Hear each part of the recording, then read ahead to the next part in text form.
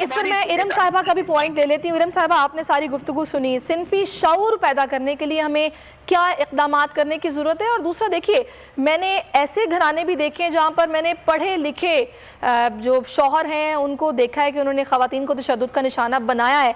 इसके पीछे क्या मुहर्रिकात हैं? क्या उन्होंने अपनी माओं को भी वैसे ही, अपने बाप का रवैया माओं के साथ वैसा देखा है? ये क्या अनासिर हैं जो कि इसमें कार फरमा होते हैं और आपका माइंड सेट पढ़े लिखे होने के बावजूद यही रहता और चेंज नहीं होता? देखिए, बहसियत एजुकेशनल, जैसे मैंने पहले भी कहा कि ये तालीम में जो हमारा जो फुकदान है कैरेक्टर बिल्डिंग, और एक बच्चा वही देखेगा करेगा जो अपने बाप को करता हुआ देख रहा है। ठीक है, एक जो वाइफ बैशिंग है, ठीक है, जो अब्यूज़, जो डोमेस्टिक वायलेंस जो घर में हो रहा है, तो बच्चा वो जो ट्रॉमाटाइज्ड होके फिर वो वैसे ही उसकी जो मेंटल हेल्थ है वो तो बिल्कुल ही डिरेंज बच्चा एक तरह से हो जाता होता है। ठीक है, तो वो तालीमी निज़ाम में ये बताना कि औरत और मर्द, लड़की और लड़का बराबर के हैं, ठीक है, उनके बेसिक राइट्स जो हैं बराबर के हैं, और ये अब्यूज़ करना, किसी के भी राइट्स को अब्यूज़ करना अगेंस्ट द लॉ। और तरबियत में जैसे मैं बार बार ये कहती हूँ कि माओ और पेरेंट्स बोथ आर रिस्पॉन्सिबल कि अपने बच्चों में किस तरह वो डिस्क्रिमिनेट करेंगे, कि आपने बेटे को वो जो आपका अनोखा लाडला है, आपकी जायदाद का जो वारिस है, उस पर तो आपने कोई चेक एंड बैलेंस ही नहीं है। ठीक है, he can even get away with murder, और यही हो रहा है अभी लेटेस्ट जो हमारे हीनियस क्राइम्स जो हुए हैं उसमें देख लें, ये लाडले ही होते हैं जो घर से इतने बुरी तरबियत जो लेके आते हैं, वो समझते हैं कि औरत या लड़की मेरे पाँव की जूती है, मैं उसके साथ कुछ भी कर सकता हूँ। सो एक तो एजुकेशन में ये कैरेक्टर बिल्डिंग बहुत ज़रूरी है, फिर घर जो पहली दरसगाह होती है एक बच्चे की वो बहुत ज़रूरी है, एक फादर्स को भी बहुत सोचने की ज़रूरत है कि मैं अगर अच्छा हस्बैंड नहीं हूँ, अच्छा बाप नहीं हूँ, तो कल मेरा बेटा भी मेरे जैसे ही रेप्लिका बनेगा, और क्या मैं चाहूँगा कि मेरे जैसा ही अब्यूसिव दामाद मुझे मिले? ये जब सोच आ जाएगी कि जो मकाफाते अमल है वो दुनिया में ही आपको देखना पड़ता है, आप अल्लाह आपसे दिखा देता है अपनी आंखों के सामने। सो मैं कहती हूँ कि ये लम्हा फिक्रिया पूरी सोसाइटी के लिए है, ऑल द इंस्टीट्यूशन। अच्छा, इसमें बड़ी इरम साहिबा बड़ी एक अजीब सी बात है जो हम लोगों ने मुआशरे में देखा है, यहाँ पर हम देखते हैं मुख्तलिफ घरों की कहानियाँ जो सामने आती हैं, हम देखते हैं कि वैसे अगर मर्द को देखा जाए तो वो बिल्कुल ऐसे खुद को पोर्ट्रे करेगा कि वो एक छोटा सा बच्चा है, कि एक औरत ही है, उसकी जो बीवी है उसी की जिम्मेदारी है कि वो उसको पैम्पर करके भी रखे, उसके सारे काम भी करे, उसको टाइम पर उसका खाना मिलना चाहिए। लेकिन जहाँ पर उसकी मर्जी के खिलाफ कुछ होगा तो फिर वो एक जोर आवर शख्सियत के तौर पर आपके सामने नजर आएगा और आपको प्रेशराइज भी करेगा और ज़रूरत पड़ेगी तो हाथ भी उठाएगा। तो ये करैक्टर बिल्डिंग में आप क्या समझती हैं कि तालीमी इदारों में क्या इस पर सेशंस होने चाहिए, काउंसलिंग होनी चाहिए, किस तरह किरदार अदा करेंगे तालीमी इदारे? देखिए, सबसे पहले जैसे मैं कहती हूँ तालीमी इदारों में अभी सिंगल नेशनल करिकुलम में भी है, शुक्र कुरान को उन्होंने समझ के पढ़ाना आप शुरू किया है कि कुरान में आपने अल्लाह ने सारा हमारे डोमेन्स बता दिए। ठीक है, कहाँ पे लिखा हुआ है कुरान में कि एक औरत अगर जॉब भी जो करती है और घर में आके फिर से वो जुट जाए, ठीक है, कोल्हू के बैल की तरह सारा काम उसी ने ही करना है।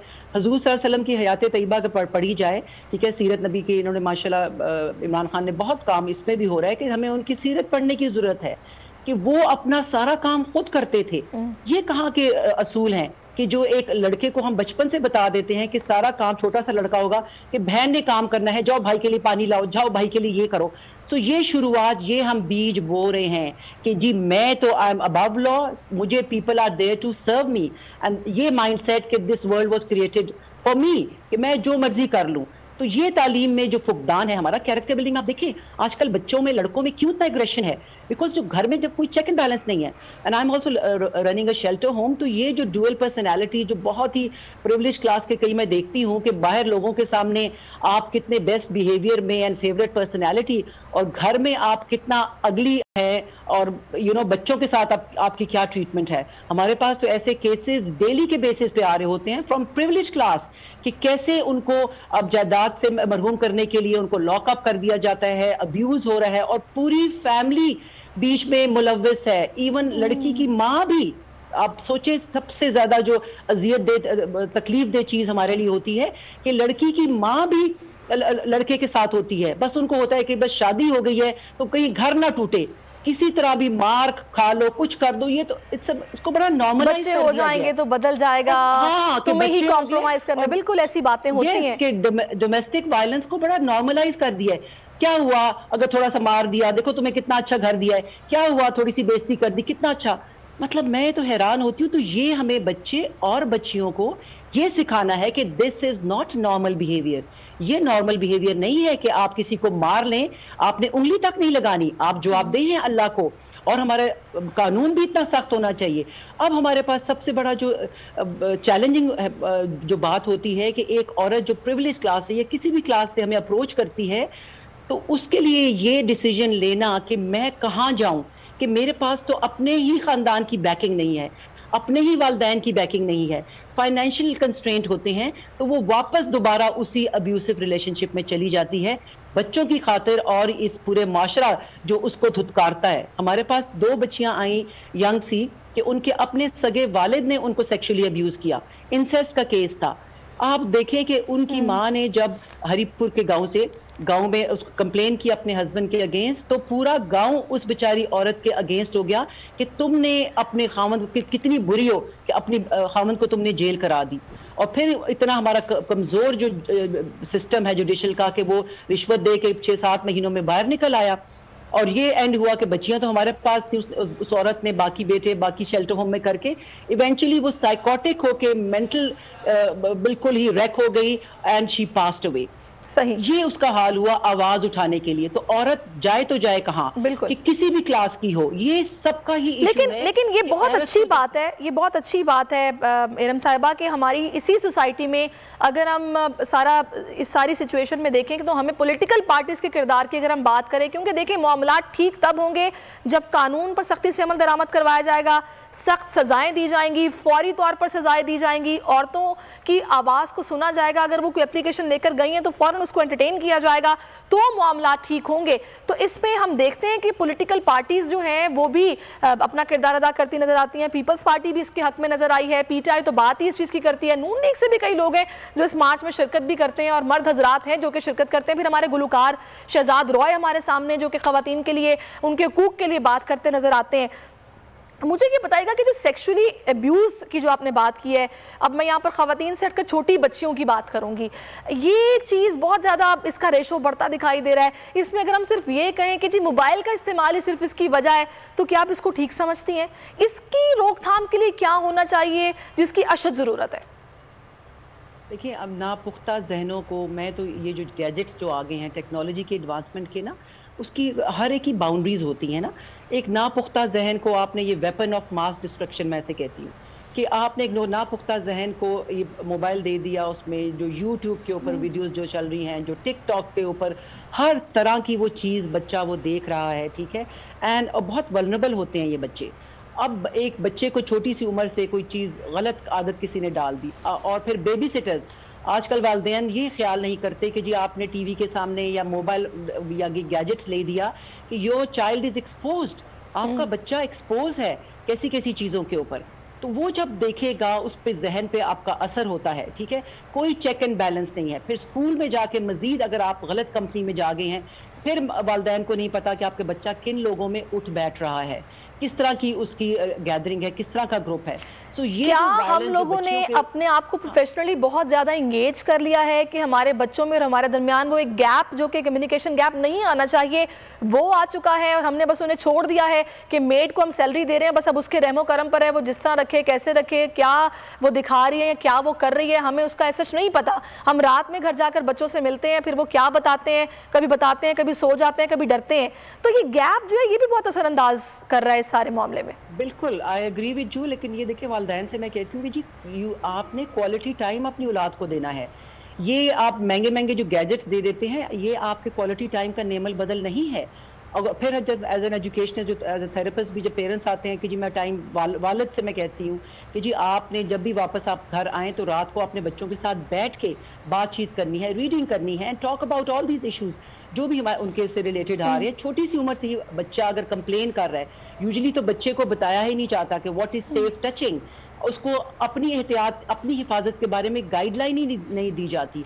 अगेन ये स्कूल्स में पहले से होना चाहिए, जैसे हम अपने ट्रस्ट में करते हैं, जहाँ पे मैं जाती हूँ एज ए स्पीकर, मैं बच्चों को ट्रेन भी कर रही होती हूँ कि what is bad touch and good touch. तो बच्चे को जब पता ही नहीं है, बच्चा तो बहुत वल्नरेबल है। फिर जो अब पेरेंट्स जो बहुत बेध्यानी करते हैं कि ड्राइवर्स के साथ आपने बच्चे को भेज दिया स्कूल, उसमें इतना अब्यूज होता है। और इंसेस्ट जो होता है, जो वो तो आपके अपने ब्लड रिलेशन में से ही कोई ना कोई करता है। अब देखिए, मैंने खुद बता दिया कि एक वालिद ने अपनी दोनों बेटियों के साथ किया, तो चचा, मामू और भाई, एक बेवा औरत, हमारा एक और केस आया कि एक बच्ची अपनी माँ को कंप्लेन कर रही है अपने भाई के बारे में कि इसने मुझे अब्यूज किया है, और माँ बेचारी अकेली थी, फाइनेंशियल इश्यूज थी, कि चुप कर जाओ, किसी को बताना नहीं है। उन्होंने, माँ ने भी अपनी बेटे का साथ दिया। सो ये हमें सबको एजुकेट करना कि ऐसे बच्चे, और फिर कई तो अब्यूसिव पेरेंट्स होते हैं, उनसे अब अगेन लॉ बनना चाहिए कि अब्यूसिव पेरेंट्स से अपने बच्चों को कैसे बचाया जाए। हमारे पास शेल्टर में एक आई, वो यंग विडो थी, पता चला कि बहुत उनका, जब हमने इंक्वायरी कराई तो वो गलत कामों में इन्वॉल्व थी, जो वो औरत थी, लेकिन 3 बच्चियां बिल्कुल माइनर, और वो हमारे पास आ गई, बहुत खुश, स्कूल में जाना शुरू किया। तो मदर को जब बेफॉर्म का कहा, और हमने उन मदर को भी कहा कि आप भी आए हमारे साथ, शेल्टर में ही रहें, हमें पता चल गया, हमने कहा चले उनकी कोशिश करते हैं बेहतरी की, लेकिन नहीं, एक बस अल्लाह उनको हिदायत दे। वो बच्चियां मुझे बेग कर रही हैं कि आंटी हमने यहीं पे रहना है, हमने आप जैसा पढ़ना लिखना है और सक्सेसफुल होना है, लेकिन हमारे हैंड्स वर टाइड, हम कुछ भी नहीं उनकी हेल्प कर सकते थे, उन बच्चियों की कहाँ रिपोर्ट करते। तो ऐसा भी लॉ होना चाहिए कि जो वालिदैन अपने बच्चों की अब्यूज करते हैं और इन गलत कामों में अपने इन्वॉल्व करते हैं, सो फिर बहस बहुत बड़ी हो जाएगी। तो अ लॉट ऑफ एरियाज बच्चों से रिलेटेड, औरतों से रिलेटेड, कि जिन पे हमें कहते हैं ना, जुडिशियल रिफॉर्म्स भी होने चाहिए, नए बिल्स भी होने चाहिए कि सेफ गार्ड करने हैं इनकी प्रेशियस लाइव्स। बिल्कुल, आपने ठीक है। अच्छा, अब वापस आ जाते हैं मार्च की तरफ। 2 बजे का वक्त दिया गया है और अब इस्लामाबाद में इस हवाले से जलसा भी है। उस हवाले से हम नाज़रीन को अपने अपडेट भी करते रहेंगे, आगाह करेंगे, क्योंकि 8 मिनट अभी बाकी हैं। 2 बजे के बाद ही इस मार्च का आगाज़ किया जाएगा। अच्छा, ये जो मैंने इससे पहले भी बात की, इसको फंड करने की या फिर जो एजेंडे की बात हुई कि भाई इसको साजिश के तहत चलाया जा रहा है, आप इस हवाले से क्या समझ रखती हैं? क्योंकि मैंने जो सोशल एक्टिविस्ट को, यहाँ पर जो ख़वातीन के हकूक़ की बात करती हैं, उनको सुना है, वो तो ये बोलती हैं कि जी देखें, एक स्पीकर लगना है, एक स्टेज बनना है, प्ले कार्ड छपने हैं, इसमें क्या ख़र्चा होगा, वॉलंटरली सब कुछ हो रहा है, सब लोग अपने खर्चे पर अपनी ट्रांसपोर्ट पर आते हैं और आके शिरकत करते हैं, तो फिर ये फंडेड की बात क्यों की जाती है और एजेंडे की बात फिर क्यों होती है? देखिए, पाकिस्तान में कोई भी चीज़ बुरी जो हो जाती है तो हमारे पास बड़ी ईजी सी एक्सक्यूज़ होती है ना, कि यहूदी एजेंडा है ना, हम हर चीज़ को यहूदी एजेंडे पे डाल देते हैं, फ़ौरन उसमें कर देते हैं। ठीक है, वाकई मुझे इसका पता है कि ये तो सब लोग, सब मेंबर्स जो है, मैनेजिंग कमेटी है, वो खुद ये खर्चा इसका उठा रहे हैं। ठीक है, तो मुझे तो किसी ऐसी उसका नहीं पता कि फंडिंग कहाँ से आ रही है और किधर से हो रही है। सिर्फ हमें ये होना चाहिए कि नेगेटिव देखें, ऑब्जेक्टिव क्या है, वाकई इनके साथ ज्यादती औरतों के साथ, हम लोगों के साथ हो रही है, नहीं हो रही, उसका तदारुक हमने करना है। कि हम लेफ्ट राइट देख के उस कॉज को अफेक्ट करने की कोशिश करें या कहें कि नहीं ये गलत है, लेट्स स्टे फोकस्ड, हमें सिर्फ फोकस्ड रहना है। और इस तरह की अफवाहें फैलाने से तो कॉज मर नहीं सकती। ऑफ कोर्स, जब अल्लाह ने हमें हकूक दे दिए हैं तो बंदे की क्या मजाल कि वो हमारे हकूक हमसे छीन सके। सो हमें, ठीक है, कुरान की लिमिट्स के। सब्सक्राइब करें और बेल दबाएं ताकि कोई खबर रह न जाए।